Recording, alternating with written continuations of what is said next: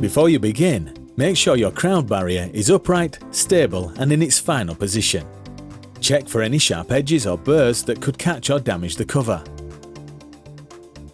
Position the cover inside the barrier frame with the printed side facing outward. Line up the top edge just under the top rail. Start at the top left corner. Insert a cable tie through the eyelet and around the frame, pulling it snug but not fully tight. Work your way along the top edge, left to right. Tighten each tie just enough to begin creating tension. Now move down the left-hand side, fastening each eyelet in order. Pull gently to keep the fabric smooth.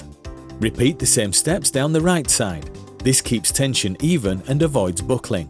Finish by attaching the bottom edge. Again, working left to right. Adjust the ties gradually so the fabric sits flush and taut. Trim the excess cable tie ends and give everything a final check. Your solo cover is now installed, tight, smooth and ready to go.